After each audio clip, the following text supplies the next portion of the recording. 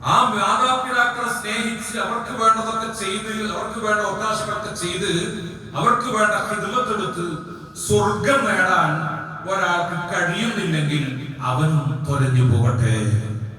ഞാൻ അപ്പോഴാണ് രണ്ടാമത്തെ ആമീൻ പറഞ്ഞത്. മൂന്നാമത്തെ ആമീൻ പറഞ്ഞത്,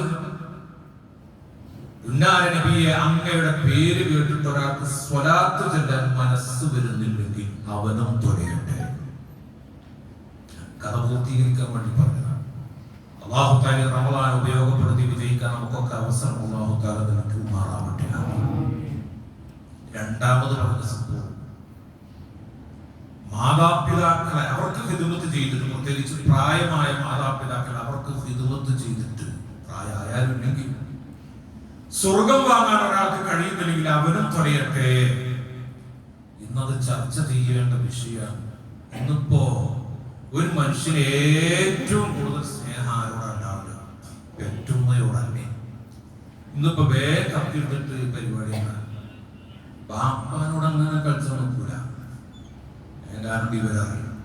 ഇത് ഏറ്റവും നിസ്സഹായയായ ഒരു സ്ത്രീജന്മമാണല്ലോ ഉമ്മ എന്ന് പറയുന്നത്. ഇപ്പൊ ഈ 2 മാസത്തിലൊന്ന് എടുത്ത് വായിച്ചു, എത്ര ഉമ്മമാരാണ് സ്വന്തം മക്കളാൽ കൊല ചെയ്യപ്പെട്ടത്. ഉമ്മ ചെയ്ത കുറ്റം എന്താ? മഹാകുറ്റാണ്. ഇവന് ജന്മം നൽകി. ആരാ പറയുന്നത്?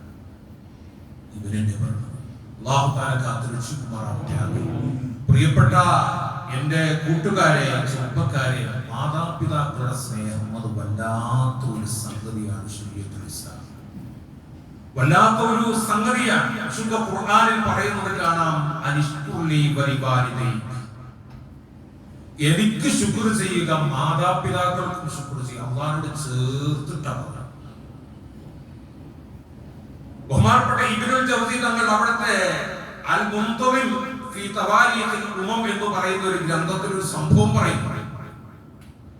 മൂസാ നബി അലൈഹിസ്സലാമിന് ഒരിക്കൽ ദുആ ചെയ്യാൻ തോന്നി, അല്ലാഹുമ്മ അരിനി റഫീഖി ഫിൽ ജന്ന,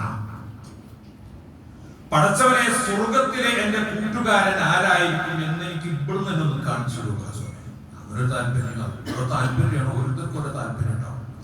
നാളെ സ്വർഗ്ഗത്തിലെ എന്റെ തൊട്ടടുത്ത ക്ലാസ്സിലിരിക്കുന്ന സീറ്റിലിരിക്കുന്ന എന്റെ കൂട്ടുകാരന് പടച്ചവനെ ഈ ദുനിയാവിൽ നിന്ന് എനിക്കൊന്ന് കാണിച്ചു തരുമോ എന്ന് ചോദിച്ചപ്പോൾ അല്ലാഹു തആല പറഞ്ഞു, മൂസാ നബി, നിങ്ങൾ ഒരു നാടിന്റെ പേര് പറഞ്ഞു, നിങ്ങൾ ആ നാട്ടിലേക്ക് യാത്ര പോവുക. അവിടെ ചെന്നാൽ നിങ്ങൾ ഒരു കശാപ്പുകാരൻ, ഒരു അറബുകാരൻ നിങ്ങൾക്ക് കാണാൻ കഴിയും. ഫഹുവ റഫീഖുക ഫിൽ ജന്ന, ആ കശാപ്പുകാരനാണ്, ആ ഇറച്ചി കച്ചവടം നടത്തുന്നയാളാണ് സ്വർഗത്തിലെ നിങ്ങളുടെ തൊട്ടപ്പുറത്ത് സീറ്റിലിരിക്കുന്നത്. മൂസാ നബി അലൈഹിസ്സലാം ദീർഘദൂരം യാത്ര ചെയ്ത് ആ നാട്ടിലെത്തി. പറഞ്ഞ സ്പോട്ടിലെത്തിയപ്പോ അയാളിങ്ങനെ കൂളായിട്ട് മാംസം വിൽക്കുന്നുണ്ട്, ഇറച്ചി വിൽക്കുന്നുണ്ട്. അദ്ദേഹത്തിന്റെ അടുത്ത് ഒരു കൊട്ടയിട്ട് ഇയാൾ ഇങ്ങനെ പർച്ചേസ്, മാംസം നൽകുന്നു, വാങ്ങുന്നു, പൈസ വാങ്ങുന്നു, ഒക്കെ ചെയ്യുന്നു.